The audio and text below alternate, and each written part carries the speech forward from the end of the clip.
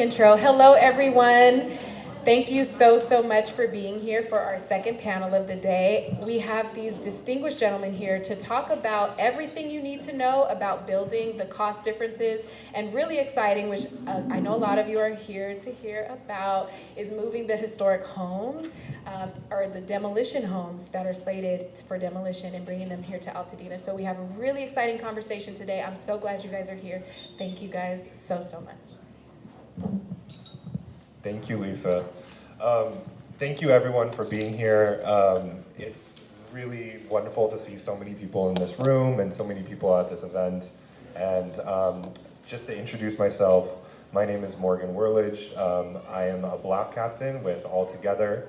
And so if any of you haven't visited the Altogether table, you should definitely do that. Get to know your block captain. It's a great way to maintain our community. And I am here just as a homeowner, and we'll be moderating this panel with these wonderful gentlemen. And we have four amazing men up here, and I would say the important thing is that they are smart, they're well qualified and well intentioned, and that should be something that each of us are looking for in our relationships that we're building as we rebuild our homes. And so I think what I would like to start with is just, I would like to have everyone introduce themselves, and then just talk a little bit about what you're doing, and then we can move on from there and get into some topics. All right? Chris, do you want to start? Hello, yes, I'd love to start. My name's Christopher Corbett. I just want to thank Morgan for hosting and asking us some tough questions that hopefully we have good answers for. I'm with the Altadena Collective. We are a group of architects and construction professionals that were directly impacted by the Eaton Fire and felt that it was part of our responsibility and duty as part of the community to come together and find ways to collectively lower costs, bring people together to share information so that we as a community are less confused and more confident about how we should rebuild and go about the process. And then find the best answers, because people have unfortunately suffered through this before, and other people have attempted to help their communities. So we felt that the answers were out there. So we've been very much research folks that have been talking to a lot of different people about how we should rebuild and what the best method of it is. We've been working with other groups within the community on everything from the pre-approved plans that Foothill Catalog is putting together, as well as custom homes, in which we feel that our duty is really to bring back what you loved about your home when you're rebuilding. And there might have been a few minor things you didn't like about your home that you'd like to change. So we want to make it the best home for you. So essentially, if you guys have questions, we have a booth. Come by, talk to us. We're happy to either help you out or point you in the right direction, because it's going to take a community and working with all of these people to kind of figure out the answers, so that as you're going through and rebuilding, you feel like you're confident about moving forward in what you're trying to do. So thank you. Thank you, Chris. My name is David Lee. I'm with Rebuild Altadena. I started this initiative after losing my home in Altadena and wanted to start helping the community with information, and it kind of grew into how can we help the community rebuild and get you home as fast as possible, on time, on budget. So we're really happy with some of the initiatives that we started, which are our group built initiative. We have some great vendors with the lighting. How can we save money for the environment, for the community? How can we save on cabinetries, your finishes? How can we work together to help you save money and get you back home? Information is, I think, the key to getting everybody back. So we have a lot of great people on this panel right now, and thank you for coming. Thanks, David. And saving money on dirt too, right? You didn't mention dirt. Yeah. We're getting free dirt. Yeah, which is huge. I'm Alex Atkinson. I'm a licensed architect based here in Pasadena, and I'm the executive director of the Foothill Catalog Foundation. We're a nonprofit organization. My wife, who's also an architect, we co-founded this nonprofit a week after the Eden Fire, while we were still evacuated from our home up on Montana Street in Northwest Pasadena. And while our home survived, we realized as architects, but more importantly as members of this community, that we needed to make rebuilding as easy and as attainable for as many people as possible. What's so great and what we've loved about living in this place is the diversity, and the diversity of the people that live here, that have lived here for generations, different means, different backgrounds, different ethnicities, that live in different homes and live in different streets, and whether it's your tech moguls, your celebrities, your executives, or your landscapers, your painters, your scientists, so many different types of people called Altadena home, and still call Altadena home, and we want to keep it that way.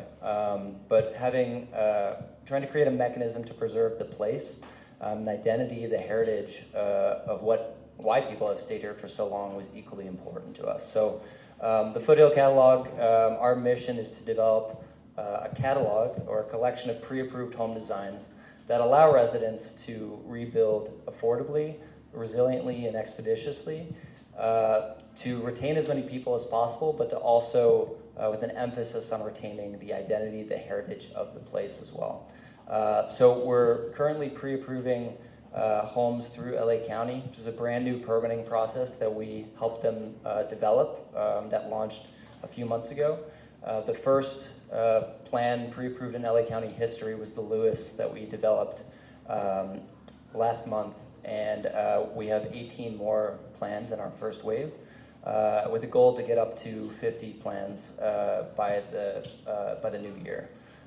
So trying to have home designs that are not custom designs, but that are standard plans that are pre-approved, that allow residents to get back home as quickly as possible in a way that meets the needs of their families and the needs of the community and their neighborhoods as well. We have a booth over there too. You can meet some more of our great team members, and happy to answer any questions. So thank you guys. Hi, I'm also Morgan. Morgan Sykes-Jaybush with Omgiving Architects and Interior Designers. We have been around for 16 years, and we've been focusing on existing and historic buildings all across LA. And since February, we have been in the process of relocating existing older houses from different parts of the county that are slated for demolition to Altadena. And so we work through the process also with the county of how to do that. And we're underway on our first two right now, two craftsman houses, both 1911, 1910, one coming from Hollywood and one coming from Los Feliz. And the first one is being put on a truck tomorrow evening at 10 p.m. That first one is going to East Poppy Fields Drive. Okay, great. I hear it. Can we go to the next slide? So the four gentlemen up here represent four different methods of construction, and I'd just like to get into talking a little bit about that, because when you're embarking on a process like this, it's good to know what method is best suited for your needs. So maybe we can just go back the way we came, and we can talk about the four methods. So we have Chris with design, bid, build. That's like your classic traditional method. There's design build, which David does. There's the catalog, and then there's the historic relocation. So maybe we'll start with historic relocation and just talk a little bit about what you think the need is that would be filled, and how you guys are going about that. Sure, so maybe I could just start with how it came about. I'm on the board of the Santa Monica Conservancy, and the city of Santa Monica automatically every week sends us a list of every house over 40 years old that someone applies for a demo permit for. And some of those are officially historically designated, we can't do anything about. But most of them are just great old sweet houses that, there's nothing we can do about it. And so it wasn't until February when I got the new list that I thought, well, now we have a place. There's a there is a way that we could save the house. And maybe we could relocate some of those. So that's what we have been in the process of doing. And we talked to the county. They didn't really know how to handle it at first because it's not done that often, but there is a section in the California Existing Building Code which allows it. All we have to do is a new foundation to current code. We have to comply with current zoning codes, and so in terms of setback and height limitations. And if we are coming from a different seismic or wind load zone, then there's some local structural strengthening that we may have to do. But for the first two houses, we don't have to do that. And just to jump in, because I know people will be curious about this too, is there any other like fire hardening that you have to do to the homes that are being brought into the area? So we're not required to do that by the county, but we are opting to do some of those things. Some, easy things that you could do to your house if it didn't burn, which could be replacing the screens in the attic with, fire-resistant screens. We can double up the roof joists on the eaves that are sticking out, so we can bulk up those members. We can replace the eave board to be bulkier also to do fire hardening that way. So I can touch on, I guess, the benefits of a catalog rebuild or choosing a pre-approved home plan. And there's pros and cons to all these decisions. And what we've been stressing is that there's so many efficiencies with going with a pre-approved plan out of a catalog. Similar to the Sears catalog of the 20th century, we're looking to put together the 21st century version of that specifically for Altadena, and specifically for all the different lot types and styles and configurations of homes that we lost. So the difference is that once a home is pre-approved, you won't be able to do any customization from there beyond selection of color, finishes, fixtures, fittings. But we're hoping to create a wide variety of different options so that there's something, or at least a variety of options that will meet different people's needs. So that's a crucial kind of distinction of going with a pre-approved catalog home design. But it allows for such great efficiency in the time and the process as well. Just to get to the point of having a full set of construction documents with a custom design, getting a building permit with that custom design is a long road before you even can get shovels in the ground and start construction. So what our goal is with this catalog approach is to provide as many options for people to get homeowners as close as possible to construction with a pre-approved design. And by doing that, you're sacrificing a little bit of customization, but you're gaining a lot of time and predictability that's gained throughout the process that hopefully will result in a quicker, less expensive build as well. And I have to say, not having that plethora of choices might actually be a positive for some people. There's so many decisions that you have to make as a homeowner going into this process that actually narrowing that actually might be a positive aspect of the catalog as well. Yeah, completely. And I think all of us who bought our home or moved into our home, I would say a vast majority of us didn't choose how it was laid out, but we fell in love with it all the same. So I think even just having a few options to choose from, and that goes even to finishes or what kind of doorknobs you have too, it can really help make this process as expeditious as possible. We're mainly focused on group builds and rebuilding Altadena, custom homes, so we're traditional stick builders. With group built, I think we can save a lot of money for the whole, instead of superintendents running from Altadena to downtown LA, right, and spending that, we can kind of have that all within Altadena and focus just that and be able to do the group built process on that. Sorry, So you are a design build company, right? And can you just walk us through sort of the process of design build as opposed to like a catalog or design bid build, and maybe how that could fit the need of some of the people? So when I'm walking through and I'm thinking, and we're meeting a lot of people, they want to just have their home back, right? So they're imagining their home, and maybe not, and the catalog home might not fit you, so a custom home is the way to go. With design build, we're a one-stop shop, right? So you can come to us and we can see how your home was, and we can design your home to your land, to your lot. We continue that so that we don't have any hurdles in the way, because sometimes when you're working with a designer and the builder like us may not speak the same language, design language, right? It might not be able to visualize and build what was initially thought from the designer. So I think that's really important to have a design and build team where we have designers on the team that we work with for many years, so that we can go ahead and build what was originally visioned in the initial architectural design. And just so if someone's coming to you and they're saying, you know, I wanna build a house, can you just walk me? It could be very quickly, but just walk me through that process, what they go through in terms of the design build process. Sure. If they come to us and they want to do a design build, we'll first sit down and we'll figure out a floor plan with you. We'll figure out your priorities. Right, so a lot of people are opting to go like for like, which is amazing. You kind of really get expedited through the whole county process. We are self-certified with the county as well, meaning that we can stamp our own plans. They checked our insurance, they checked our previous work, so that helps a lot with the process with the county.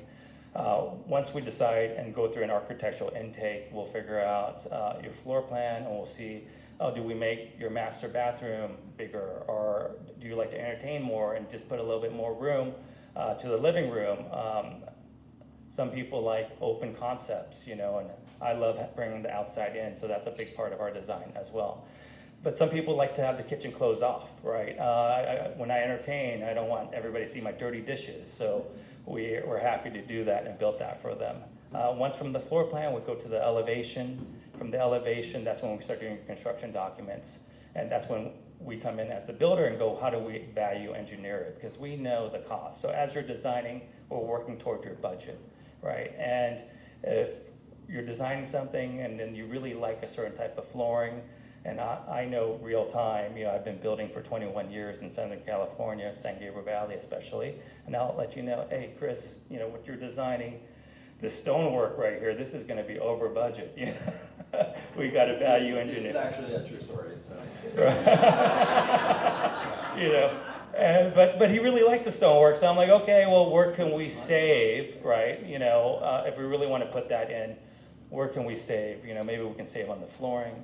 You know, maybe we can save on the cabinetry, right? And then put that money to the stonework. Are we willing to make those adjustments and custom build that for you? And well, you know, we're getting a lot of different type of people that live in Altadena, like you say, from artists to scientists, but there's also a really huge different age group, right? So there's the, you know, age group that are having children right now, you know, and they're young. By the time they move in, they're 7 now, they'll be 9, or they're 14 now. By the time they get back in, they'll be 16. So designing for a 16-year-old girl, we want to design a bathroom, you know, their own bathroom for them. You know, they don't want to share with their brothers, right? And if you're aging and you're 70 now and we're designing for you, you know, we want to kind of make the doorways bigger, right? Make sure there's no steps. We always put backing into the bathroom so that in case one day you need, you know, grab bars, that you're gonna have the backing there for you. Shower doors will be wider, things like that. So, you know, we really custom designed this for your lifestyle, for where you are. Because when you bought this house, you know, it might have been 30 years ago, right? And it was different, you know, and now we're at a different age. So we want to make sure that you're comfortable in that. So that's kind of, I hope that answered your question. Back. Yes. My name is Cynthia Dennis. I'd like to know what is the range of the square feet? What's the cost per square foot? You know, that's a wonderful question. I'm actually going to hold it because that's actually our next slide is dealing with exactly that question. So I just want to hold it for a second and then we can all answer that question together. But thank you for that. Yeah, Chris, did you want to go ahead and... Yeah, I saw a question in the back really quick. Well, you know what? Well, but very quickly, you're talking about designing the homes. There's a number of different standards that seem to go above and beyond just the building code. IEHS has a wildfire plus standard. Are you considering any of these? Because these certifications could impact insurance and costs once the home is built. So if you look right behind you, there's Jay Lopez standing against the wall, who is very familiar with IBHS, and we've been meeting. He was just in the office, yeah. So that brings me to a really important point where, you know, what we've been doing is listening to see what the most important topics are for the rebuild. And one of them is insurability. Everyone wants to know, okay, I'm gonna take this, I'm gonna go through this effort of rebuilding, and then I'm not gonna have an insurable home. And that's something that we're working really hard to make sure that everyone's gonna be able to have insurance afterwards. And IBHS certification is one of those routes where there are industry recognized standards so that insurance companies, when they're looking and evaluating your home, can look at that certification and say, okay, they've checked all these boxes. We like those things. We're gonna insure you because of that. And in a lot of cases, your insurance premiums there are stories of them actually going down because of this kind of certification. And it means doing certain things to your home in the design side now, so that when you build it, it's gonna be prepared for that certification. So all of our homes, no matter if they are one of the Jane's cottages that we're working with Foothill on pre-approving, or our custom homes that we're designing, we're designing them all to IBHS standards for that particular purpose. And I'd be happy to go into detail with that, or maybe we can ask Jay to come up and talk about that on a different panel. But it's something that's really important. And then another thing something that we're addressing in the design bid build process, which is the process of when you're ready to start thinking about your home and you want to hire an architect, going through that design process, and once your drawings are complete and you're getting your permit together, then you start talking to a group of pre-selected contractors to give you a price on that home, and then selecting from those choices a final contractor to hire to go through and build your home. And I just want to take a quick survey. So one of the things that we've noticed, so I just raise your hand if you feel that you have a gap between what the insurance money you are getting to rebuild your house is and what you believe or think or know it to cost. Okay, so that has been one of the largest things that we want to solve for the community. And the way we believe we can do that is, we're part of the reason we're called Altadena Collective is because we believe that by sticking together, by coming together, we can solve those problems. And one of them was actually brought up very early, probably in February, from a community member who used to work for KB Homes, which is a large home developer. And she basically did the pricing for them and talked to different contractors to help lower their costs.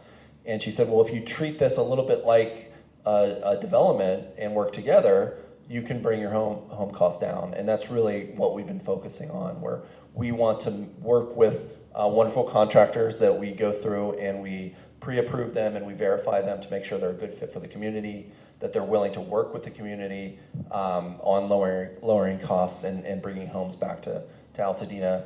And we're also working on negotiating large deals to lower costs, to collectively bring together different grants and different funds that are available within the community, and packaging those together to help bring down the overall square footage costs of the homes, which I bring up because I'm trying to segue into our next topic.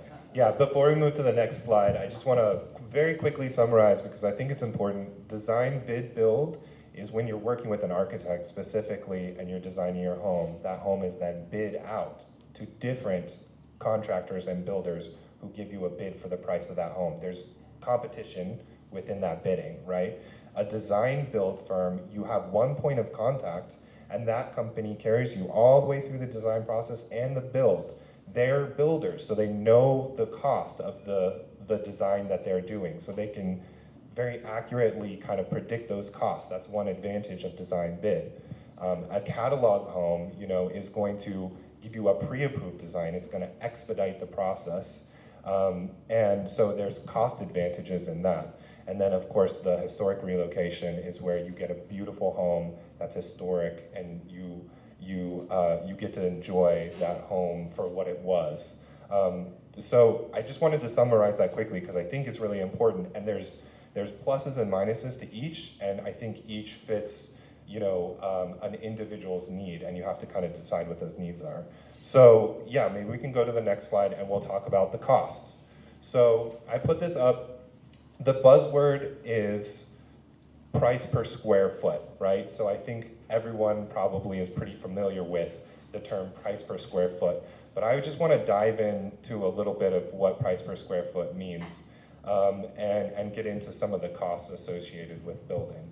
So, you know, maybe we can start back with you, Chris, if you wouldn't mind just kind of explaining your take on price per square foot, what you think it includes, and what you think it's really important for people to be aware that it may not include when they're calculating their costs.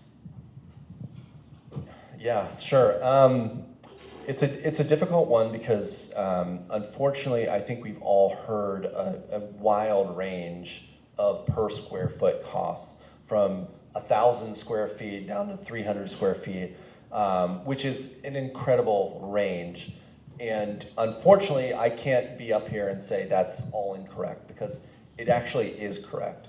And it really is looking at people that are building luxury homes, that are importing their, you know, stone from Italy, and they're using this system that's super rare and costs a bunch of money. So it's easy for projects to get out of control when it comes to the per square foot cost. Eliminate the people in Malibu and Palisade, and let's deal with the people here that are not importing Yes. or whatever, and give a realistic price per square foot. Absolutely, yes, yeah. So I want, You need a Home Depot or walk into a Home Depot yeah. with the cheapest, and then go to the other Anderson Williams or whatever. Exactly. Let's stay in our reality. Yeah, so if you're getting a quote for 300, then that is probably, you know, an unrealistic quote. And I would begin, when you get a low cost like that, some red flags should immediately be popping up in your head. Like, what is included in this number? What is missing from that number if it's the lowest number? Because different contractors calculate that number in a lot of different ways. So it's important to ask your contractor or somebody that you're talking to, okay, thank you for that information. Thank you for this data point of information on what a square foot cost is. Begin to interrogate that. Begin to say, okay, what's in that cost that's important to you? Does it include everything that you need to rebuild your home, or is it missing something that's critical that you will then have to add on to later because it's not in that quote at that time? So I'm not saying be aware of it, be skeptical, ask questions about where that number is coming from, and it needs to be realistic. Yes. Can you put the pace a little bit faster? Just answer the question, price per square feet. Don't give me the. Oh, yes, okay, thank you. But the question is, there's nuance to what price per square foot means. I think a lot of contractors, a lot of builders are throwing out price per square. Criticize Home Depot. They do good. Oh, no. Yeah, we're not criticizing anybody, but Yeah. I think the question is like, when you are getting materials from a certain place, what does that mean for your price per square foot? But Yeah, everybody's home is different. Just answer your So, price per square foot. so as an architect, we're working with contractors, and one of the things that we did very early on, because we were working with the Janes Cottage community, what we did was we did the 6 floor plans for the Janes Cottages, and we sent those out to several contractors that we vetted to get pricing, early pricing back. They weren't full design sets, so they were giving us a good, reliable number, but one that would probably evolve as things got more specific. And we were getting price ranges between $400 and $6 a square foot. And those ranged primarily $400 to $600 a square foot. So you'll tend to get a higher square foot cost for a company that can build a couple homes a year, a mom and pop. that can do that work well, that's reliable, but they can't necessarily take advantage of some of the large scale efficiencies and economies of scale that other contractors can. And larger firms gave us what tended to be lower costs, overall cost per square foot, because they could take advantage of bulk purchasing and streamlining efficiencies and things like that. How many homes was that? How many homes? So For one contractor, right? correct. For one contractor, we gave them the option of saying how many that they could build. So if they were more of a production or large scale builder, then it was 25 and above for the home. So that cost is for doing a minimum of 25 versions of that floor plan. So it depends on the contractor. Cor- Where the sweet spot is. Correct, How yes. many contractors, or how many homes they can take on. Yes, yeah, exactly. So that should give you a framework for how you can lower your costs in your overall square footage. But I'm going to hand it over to David because I've been on the hot seat long enough. I was hoping that you just keep the mic with this question. I see everybody's face got so serious when it comes to price per square foot.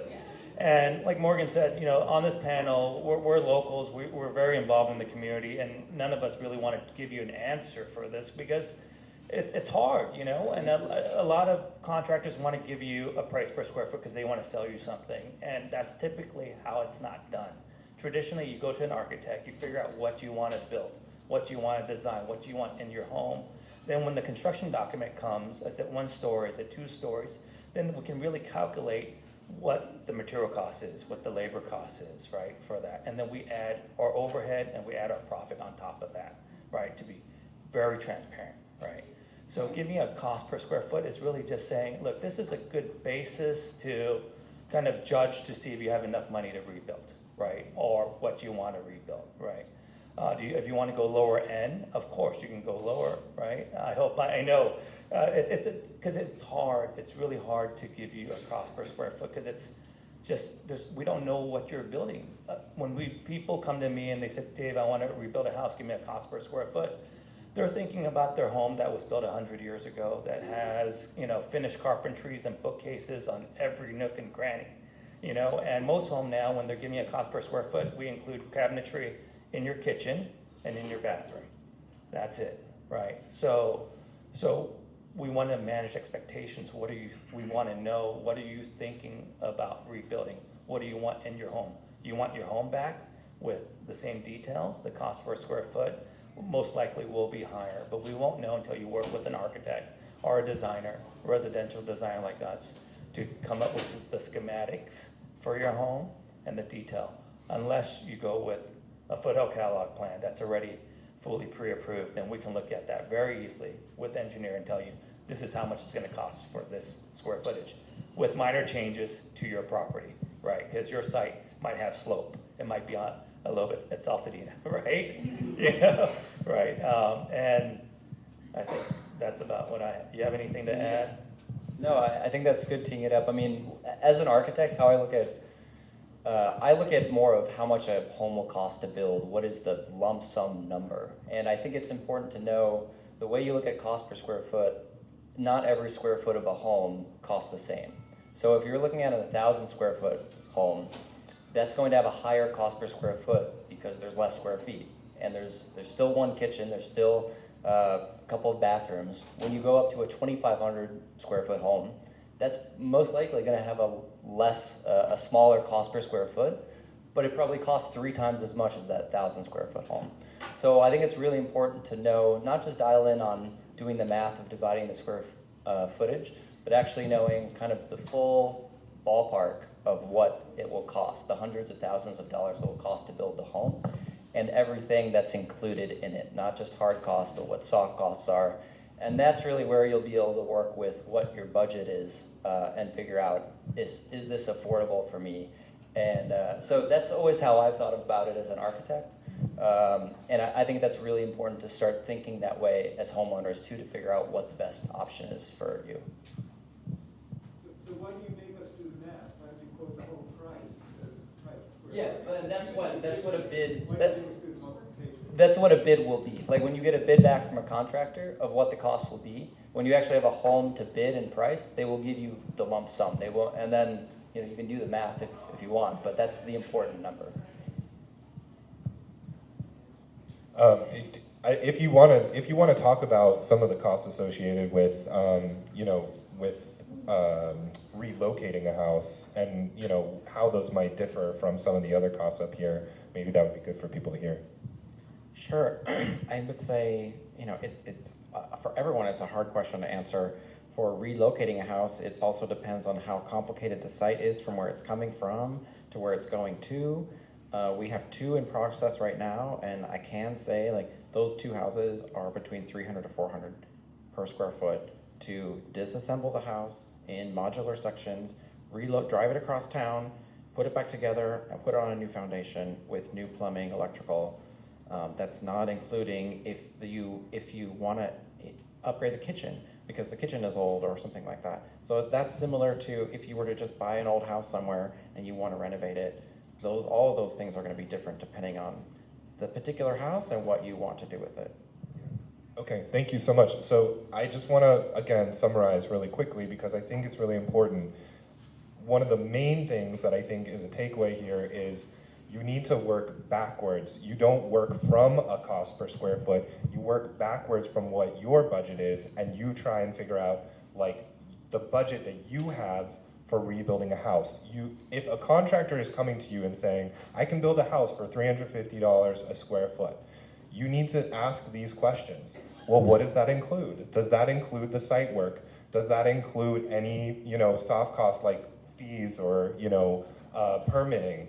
Are utilities included in that? Are the laterals for connecting to a sewer included in that?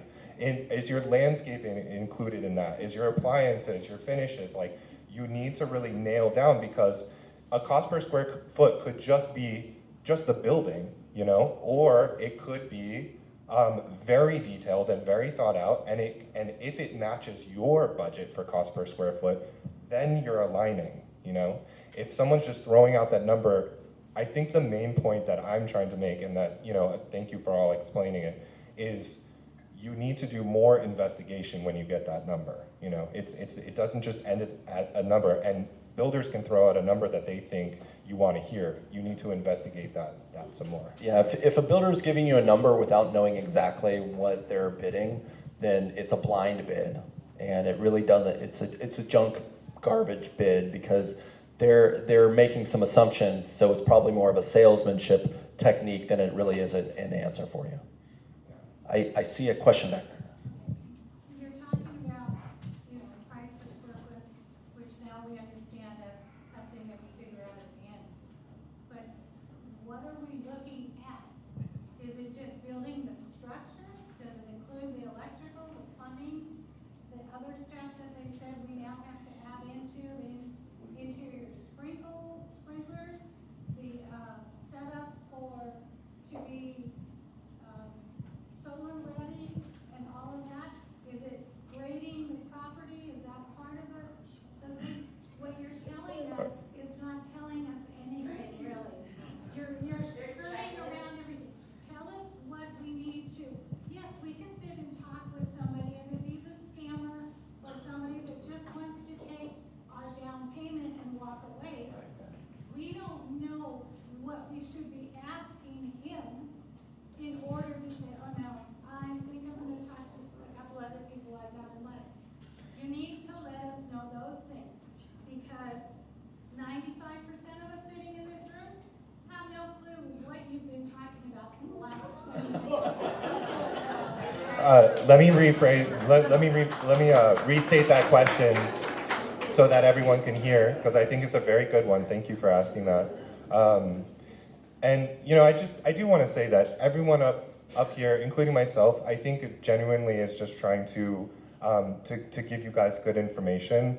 And so I know this. I lost my home as well. I'm trying to figure this out as well. So let's try and dive into that. So I think the question really is David, you're a builder. When you give your client a price, if that client is asking for a price per square foot and they're trying to match that to their budget, what are you including in that price that you're giving them? So we do design build, right? And even though we do design build, with the current climate, we start you off with just a design contract, right? Because once we finish your plans and we decide what's gonna be on there, that becomes a legal document.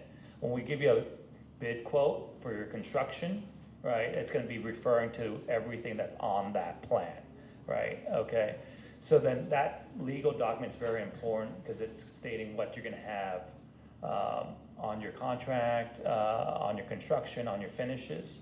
So to go back to your question, what do we give?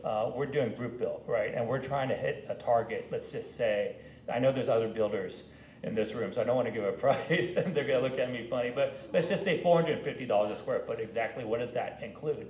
And we'll let you know, this includes getting everything from your house, designing to getting you in your house within your house. So it doesn't include your landscaping, and it doesn't include your walkway to your house, it includes your driveway to your garage.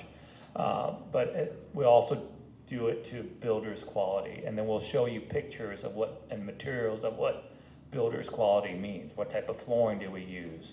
What type of windows do we use? What type of doors do we use? Right? And if you decide to say, well, look, I really love hardwood floors, which many people have said to us, we love hardwood floors. Well, that's gonna be, that we have a baseline for you, right? This is the type of flooring that we promised to put in. This is the costs and the allowances for it. Now, let's find out how much these hardwood floors are gonna be, depending on what type of hardwood floors you picked, right? Just don't go to him for tiles. I mean, was it tiles? Stones? Stones? They were really nice stones, but they weren't too over budget, right? They weren't too over budget. Yeah. So I hope that kind of helped answer your question a little bit back there. So, before you jump in, so David, since you do design, you will be working with the 3 to 5 contractors you suggest, and we will go step by step by step through the process. You will have someone doing the paperwork management, cutting the checks, yay, nay. I'm a design builder, so we're the builder ourselves. After we finish your design documents and your plans, you're welcome to have other people bid it. We do have a network of contractors like Triplet, Lady Builder over here with us as well, because we know we can't do all the work ourselves. We have vetted contractors, vetted architects that's on there. But yes, we will help with the bidding process. Yeah, if they have any questions, they'll send in a RFI, which means a request for information, right? And we'll be happy to answer them about the plan so that they can bid it properly for your home. And just, we do, because we're running short on time, we're gonna have a little bit more time for questions, but I do wanna wrap up this section.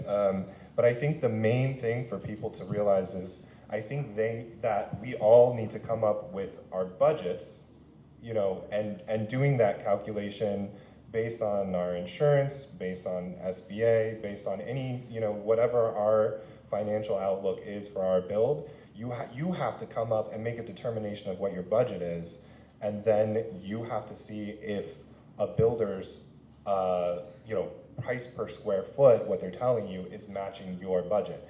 And if they're telling you something that does match your budget, the next question is, okay, what is included in that price per square foot? Are you including things like, you know, hooking up my plumbing to, you know, the sewer system? And yes. One thing a lot of people here probably don't know what questions to ask. Yeah, that's, so yeah. The county, or if you are making a template with like those questions of what is. Yeah, essentially this slide, I think this slide is pretty good because it says like, you know, does it, oh, I'm sorry if it's a little, and maybe we can figure out a way of distributing this to people. But yeah, it says, so like, does it include things like site work, excavation, debris removal, any like post-debris removal that you will need to do? Those things can be quite expensive, you know, so that's an area you need to interrogate in terms of, is that included in the cost? Things like any fees, permit fees. I know all of the permit fees for, you know, for an owner-occupied residence were waived, so that's good. Utility hookups, laterals, meaning like the pipe that's going from your house to the sewer system, is that included? That can be expensive. You have to excavate, lay that pipe, hook it up. Those things need to be accounted for. So when you get that price, if it sounds like a good price, just make sure that you're interrogating a little bit more in order to like verify that all of those things are included and you don't get any surprises in the end. Yeah, and if you need help understanding what your budget is and working through your insurance policy, we always sit down with people, and I love to talk first about your home and what you loved about it. But then certainly the second question is, you know, what's your budget? What are your priorities? And then figuring out a strategy based around that budget. Can you guys speak to this process of home building being unconventional for those sitting here who lost their home? And then it's important to have sort of a team effort, and your builder and your architect being partners with you in the experience and understanding how much you have to spend before looking at the price per square foot, and really being able to dissect what can you build with that all-in cost, because your budget is your budget. You cannot spend $1 more than that. And so when you talk about asking those questions, is debris removal, sewer lateral hookups, are all those questions, is all that considered part of my bid? And really being able to communicate early on before you sign a contract with someone that everything is included and what the price is, that's the final price to get the keys to the home. Can you guys speak a little bit about just how this has been unconventional to a standard person who comes to you as an architect and says, hey, I want to build a custom home? I think one of the most important parts that we're missing, this is not a new build. This is not when you decided to go build your home new. This is a property preservation claim build. The insurance companies are outlining that you have to use Xactimate, which is what they use to estimate the build of your home. They define everything from survey, soil testing, compaction, to building. Did you have a 3-bedroom, 2-bath? If you're saying, well, the county is telling you that you can build 200 square feet more, the insurance company is not going to pay for that 200 square feet. The insurance company is going to pay for what you had at your home. So you need to make sure that the person you're working with knows how the insurance companies work to make sure you can maximize your dollar. The things that we talk about as far as connections, when you talk with a contractor, the contractors like David and I, what we're saying to you, that square footage includes your hookup from the house to the main, the electrical, the plumbing, the sewer. When you're looking at a contractor, they're talking about compaction, their upgrades. They have a starting price and they have a medium price. Home Depot, medium, luxury. So the contractors, what we're saying to you is, we will detail to you what the cost is. So what my detail, what my quality, what I like, may be different than what you like. So therefore, that cost ranges. So you can't, as they're saying, that's why we can't give you a price per square foot. You have people saying $600, $300, $400. Remember this, it's a claim job. So therefore, it's not the normal build. There are new restrictions, code upgrades. What is a code upgrade? Sprinklers, solar panel, your electrical panel. That's a code upgrade. Because when your house was built in 19 whatever, early, it may have been a 100-watt or 100-meter panel. Now it's required as 200. That's a code upgrade, which your insurance will cover. The biggest concern, and what we're trying to say is, select what you want. Work with the architect to design what you want. Then you have to work with the contractor who's going to work with your insurance company to meet that price per square foot goal of building your home back, because it is a claims job, not a new build. Very important. Yeah, it's a great point. Thank you so much. And I think, like, again, just to stress that a little bit, the budget comes from what you have in your claim for insurance, the code upgrades. You need to make sure that you know exactly what your policy says, and then that becomes your price per square foot. And then a contractor who's giving you a price per square foot is the number that you interrogate, and you say, okay, well, you're telling me this is the same as my price per square foot, but you're not excavating and compacting. You're including the foundation, you're not including excavation and compaction. You know, things like that. So just make sure you talk to a professional and you really nail down, this is gonna get me in my house for this price. Because I think the real worry is, what if I go into a contract, right? And then the contractor says, whoops, well, I didn't include this is a change order, it's gonna be more, and now where am I gonna find the budget for that, right? So that's where we're at, what's gonna be in it. And for us to answer, it's really hard to say because every property is different, right? A good contractor will look through it all, right? And make sure, well, is Southern California Edison going underground? Are they gonna pull that transformer onto your property, or do we have to work out an easement? Do we have to pull the power from there? There's just too many variables. So start with your planning process first. You know, get away from the square footage price on building your home. Start with your plans, all right? The plans are relatively inexpensive if you go with Altadena Collective or the Foothill Catalog, right? So start with that, and then you're gonna have plans to build your home. And then from those plans, you're gonna have site evaluation. They're gonna say what's included, what needs to be done. They're getting paid, so now they're gonna go onto your site and go, oh, what needs to be done? Where the power's gonna be, right? Where's the sewer, right? You have engineering for all that, right? Yeah.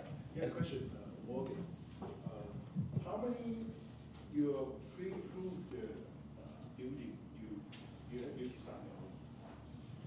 For Alex? For Alex? Alex, I'm sorry. And the question is, how many pre-approved designs do you have currently?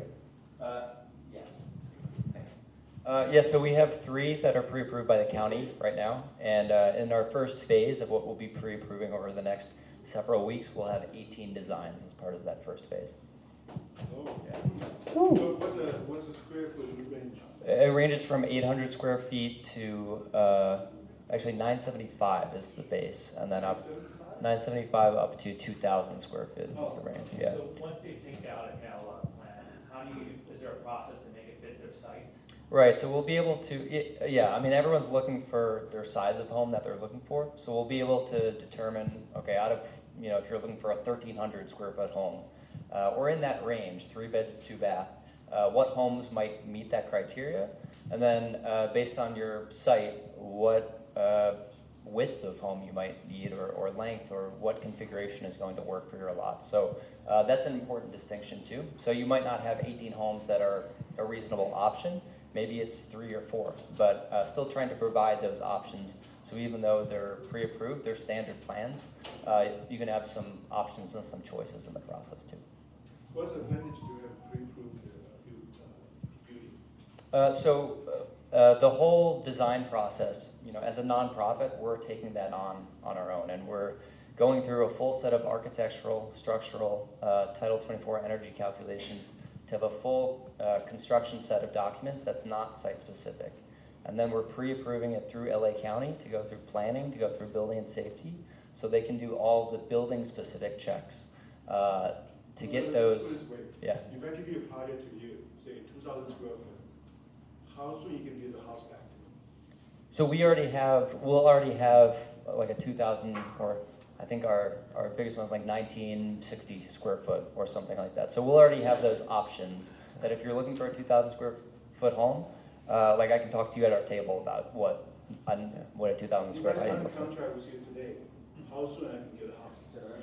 Yeah.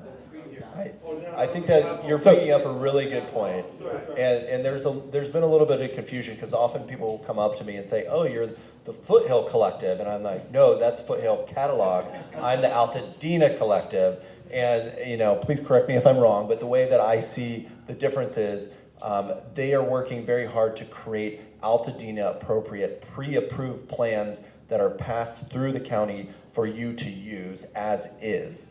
We are working with clients to look at what they had before, and if they want to add 200 or build back a custom home, something like that, that requires changes to those plans, then we handle those kind of things. So the confusion is perfectly normal because we've donated some plans that we've done to the Foothill Catalog because we've worked with the James Cottage community, and the floor plans that we've done for them are going to be part of that catalog at some point. So just to clarify, and you know, just to reiterate, Foothill Catalog pre-approved. You can't really change them. They are what their catalog is.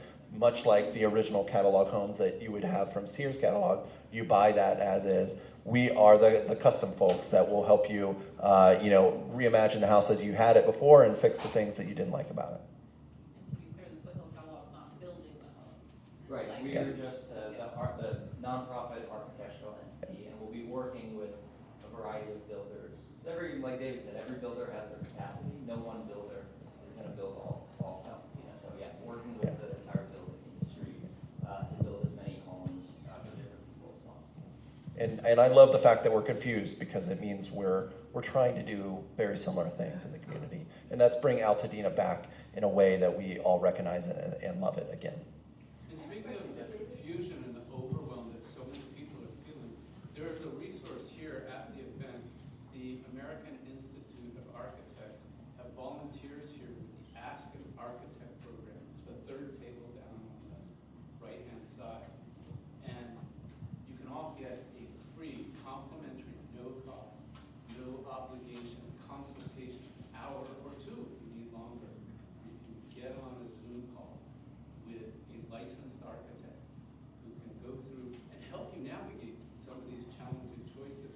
And specifically, because as they're saying, each property is going to have different issues with it, and each family is going to have different concerns and different budgets. And so for those of you, and just so many folks are, it is overwhelming. That's a great place to start, and then get your questions answered, and get some guidance, and those folks are familiar with these resources. The two resources can work well together.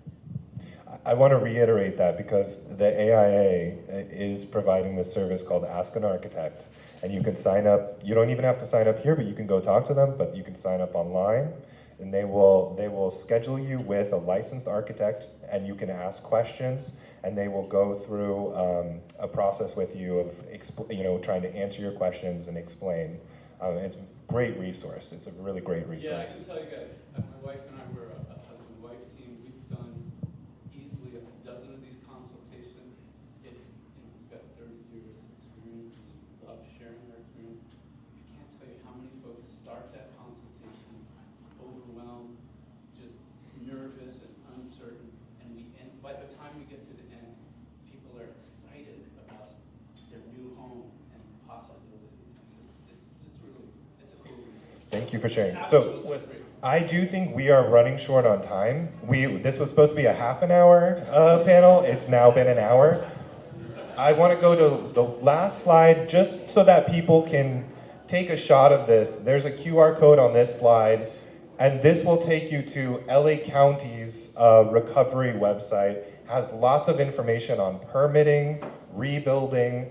There's a ton of information there, and the reason why that is the site that I put up is because LA County, like it or not, is our partner, all of our partners in this process. And so we're gonna have to use the professionals that are here, and we're gonna have to navigate that process with the county. So this is a great place to start for that. There's a ton of information up there. And then everyone here will be in the big room. So you should stop by and ask your specific questions to them. Go ahead, David. One last thing, I know there's a lot of questions about cost per square foot. So if you have a contractor that's promising you a cost per square foot, I'll love for you to come in, I'll review the contract for you and see what may be missing. So you can stop by the Rebuild Altadena booth for our information, and we'll love to help out because we're really neighbors first in all this. So thank you for coming in. Thank you guys. Thank you everyone. And thank you guys on the panel too. And David played a huge part in organizing the expo hall, and he's been working effortlessly to help put this together from day one. So thank you, David. I promise I'm a better builder than the speaker, okay?